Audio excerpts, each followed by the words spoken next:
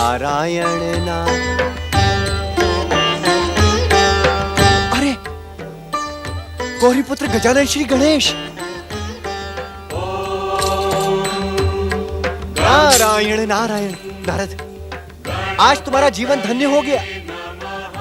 लंबे समय से अदृश्य गौरीपुत्र श्री गणेश ने आज तुम्हें स्वयं दर्शन दे दिए। नारायण नारायण। प्रणाम प्रथम पूज्य गौरीपुत्र श्री गणेश।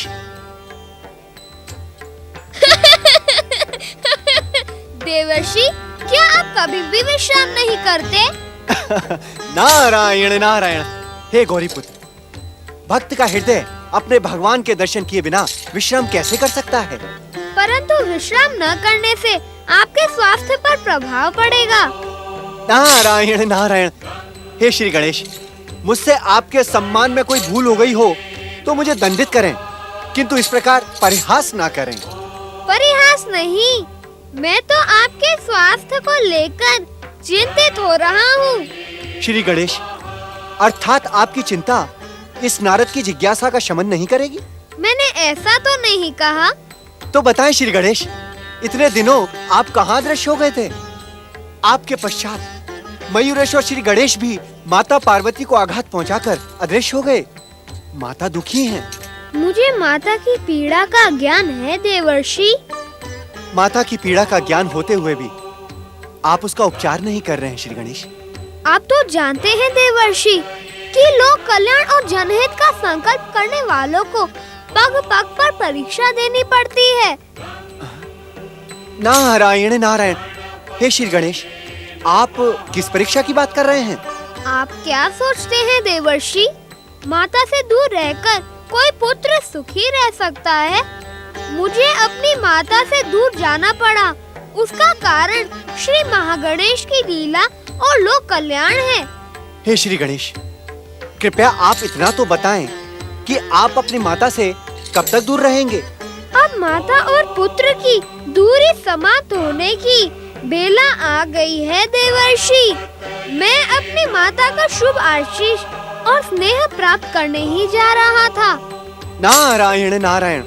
परंतु आपकी माता इस समय कैलाश में नहीं, हिमाचल में है। आप तो सदा भ्रमण करते रहते हैं देवर्षि। आपसे अधिक मार्गों का ज्ञान और कौन जान सकता है? जहाँ तक मैं जानता हूँ, यह मार्ग हिमाचल महल की ओर ही जाता है।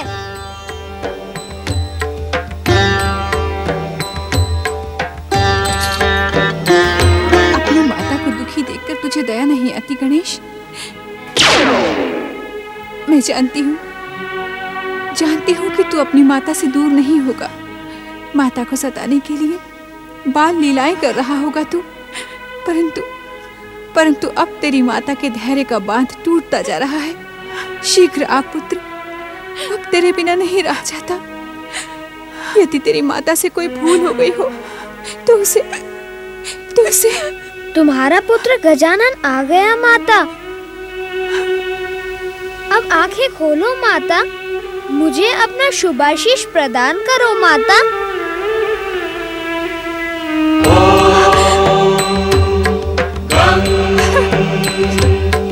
गणपतये नमः।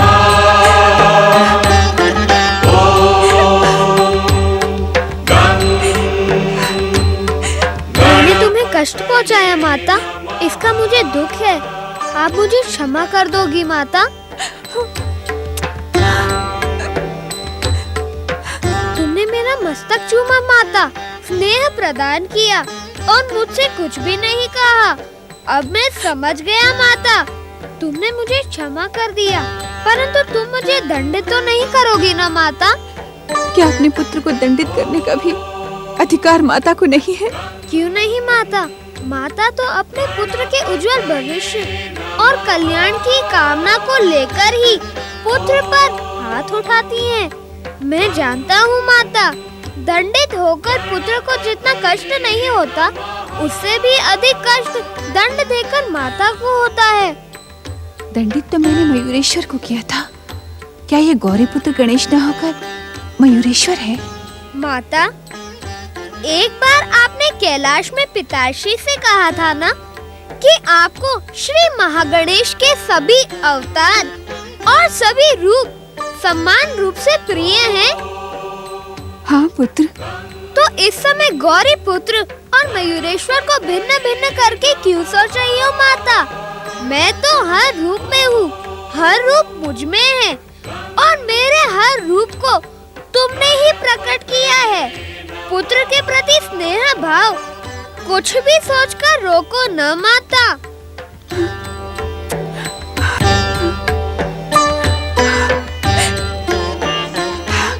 मैं जानता हूँ माता कि मेरे कारण तुमने न जाने कितनी रातें बिना सोए बिता दी।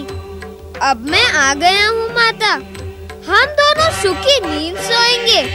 कभी तो अज्ञानी बालकों जैसी बातें करता है, तो कभी ज्ञानी संत महात्माओं जैसी। पुत्र गणेश, तू इस प्रकार संसार को चकित करना कब छोड़ेगा? माता, क्या गणेश कभी अपना गणेशपन छोड़ सकता है? पहले चकित फिर प्रसन्न करना तो गणेश का स्वभाव है। अब सो जाओ माता, बातें तो होती ही रहेंगी। ऐसा लगता है कि मुझसे दूर रहकर तू भी नहीं सोया है। कैसे आती माता? तुम्हारे आंचल की स्नेह छाव में संसार का जो सुख है वह दूर रहकर कहाँ मिल सकता है?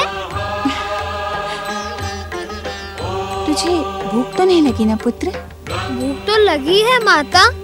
तो फिर संकोच क्यों कर रहा है? संकोच नहीं माता, सोच रहा हूँ इतने दिनों पश्चात मिला हूँ और मिलते ही कष्ट देना प्रारंभ कर दूं? तो फिर दंडित होने वाली बातें कर रहा है। क्या पुत्र को खिलाने में माता को कष्ट होता है? तुम्ही ने तो कहा था माता कि कभी तो अज्ञानी बालकों जैसी बातें करता है, तो इस बात को अज्ञानी बालक की बात समझकर क्षमा कर दो माता। लो पुत्र, तुम्हारे प्रिय मोदक, इन्हें ग्रहण करके हम दोनों चैन की नींद सोएंगे।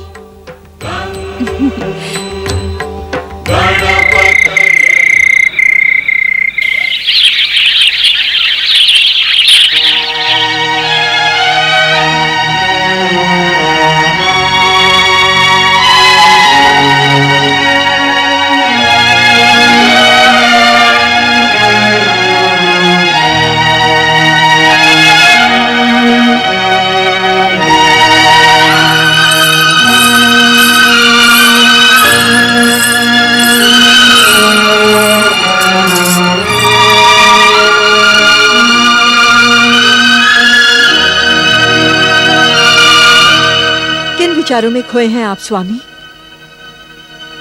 स्वामी, जीवन में पहली बार देख रही हूं कि स्वामी आपका स्वास्थ्य तो। महारानी, तुम कब आई? स्वामी, देख रही हूं कि जब से पार्वती को आप अपने साथ लाए हैं आप कुछ खोए खोए से रहते हैं। क्या आप अपनी पुत्री के आने पर प्रसन्न नहीं हैं?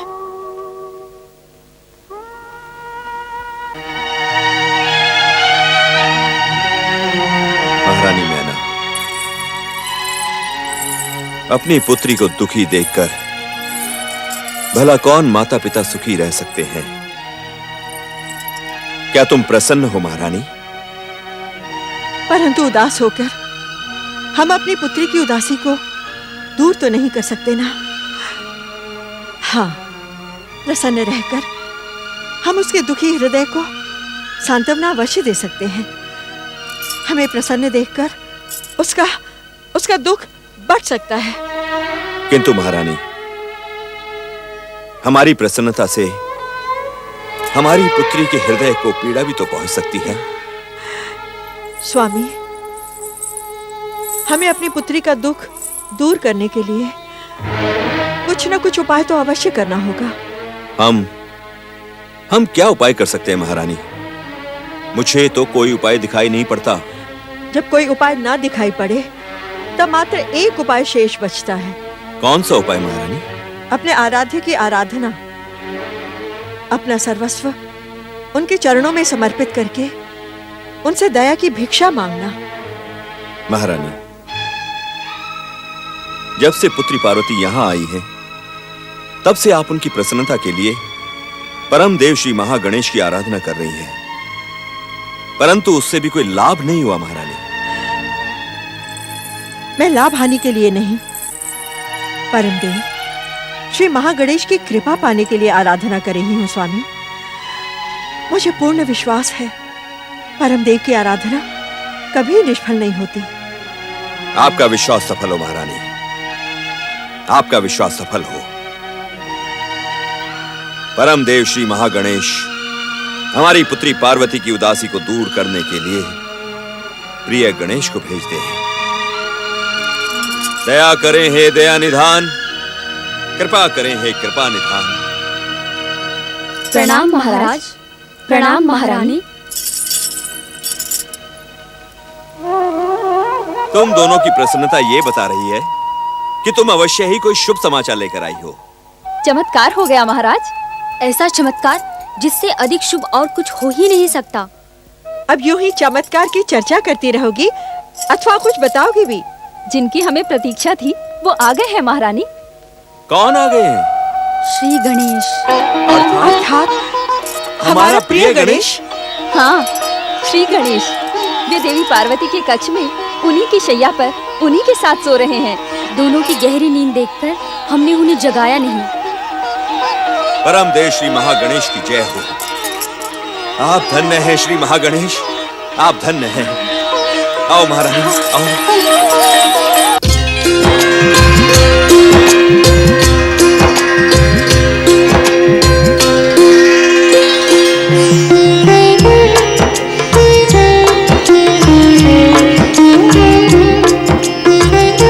श्री महागणेशाय नमः, श्री शिवाय नमः। ये तो बड़ा ही हर्ष का विषय है महारानी कि हमारा प्रिय गणेश यहाँ आ गया है। हाँ महाराज। माता आदि शक्ति नमो नमः।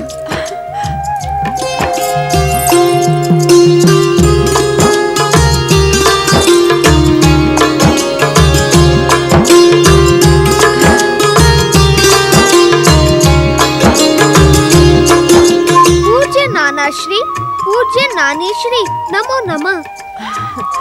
दीर्घायु हो पुत्र, दीर्घायु भव। तुम कहाँ चले गए थे प्रिय गणेश?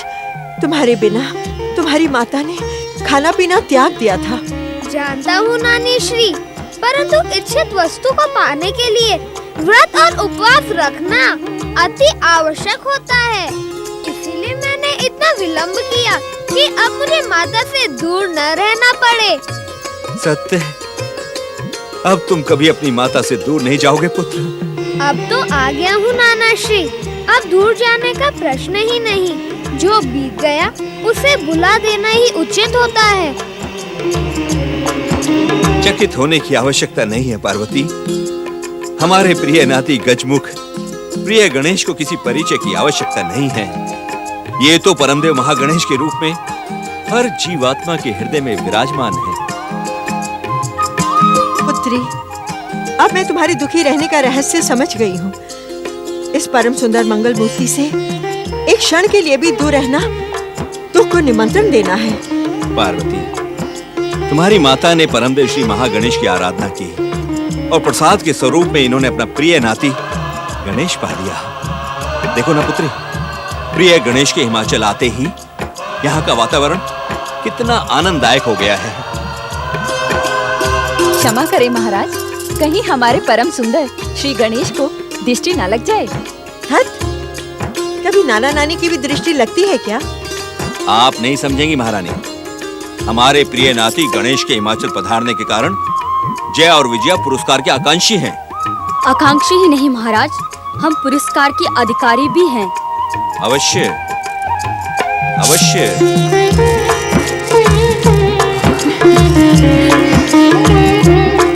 ये लो।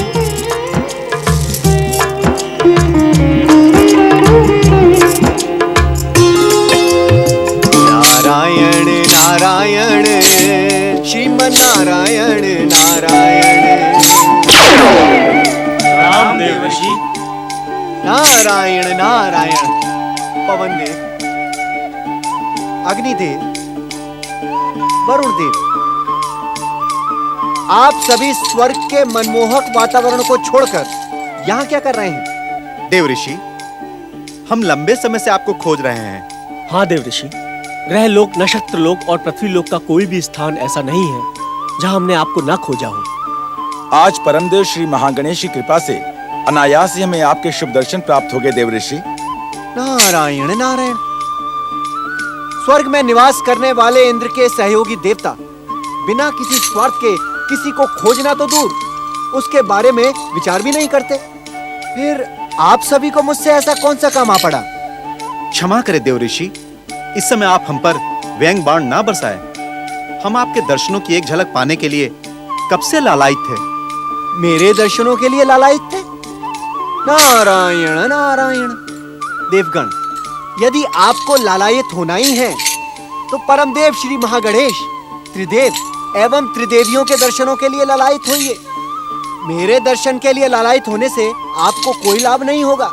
देव ऋषि, आज स्वर्ग का वातावरण चिंता के जिन घनघोर बादलों से घिरा हुआ है, उसकी मुक्ति का उपाय आपके अतिरिक्त हमें और कोई नहीं बता सकता। देवगण, इस समय पृथ्वी और स्वर्ग पातालवासी दैत्यों के आतंक से मुक्त है। फिर आपको किस बात की चिंता सता रही है? भविष्य की चिंता देव ऋषि। भविष्य की चिंता? हाँ देव ऋषि। अर्थात मेरा अब तक ये सोचना अनुचित था कि देवगण वर्तमान में ही जीवन व्यतीत करते हैं। भविष्य की आप किस चिंता का उल्लेख कर रहे हैं अग्निदेव? देव ऋषि, देवगुरु बृहस्पति ने देवराज इंद्र को सावधान किया है कि दैत्य माता दिति की पुकार पर पातालवासी भयानक दैत्य देवांतक और नरांतक शीघ्र ही पृथ्वी लोक पर प्रकट होंगे। इतना ही नहीं देव ऋषि, वो दोनों दुष्ट दैत्य दैत्य गुरु शुक्राचार्य का आशीर्वाद व शक्ति प्राप्त करके सीधे ही स्वर्ग पर आक्रमण करेंगे। नारायण नारायण। सत्य तो यह है देव ऋषि, जब से देवराज ने देवगुरु की भविष्यवाणी सुनी, तभी से चिंता और निराशा ने उन्हें घेर लिया है। देवराज ने हमें आदेश दिया है कि हम आपसे इस चिंता की मुक्ति का उपाय पूछें। अर्थात चिंतित होकर भी देवराज ने स्वर्ग के वातावरण को छोड़ना उचित नहीं समझा। ऐसी बात नहीं है देव ऋषि, देवराज स्वयं आपकी सेवा में उपस्थित होंगे। हमारी प्रार्थना को अन्यथा ना लें। नारायण नारायण। प्रश्न अन्यथा का नहीं है देवगण, प्रश्न है चिंता से मुक्ति का। मैं पुनः यही कहूंगा कि मेरे समीप उपस्थित होने से देवराज की चिंता का अंत नहीं होगा। तो देवराज की चिंता का अंत किस प्रकार होगा देव ऋषि? नारायण नारायण। देवराज की चिंता का अंत केवल परमदेव श्री महागणेश की आराधना है।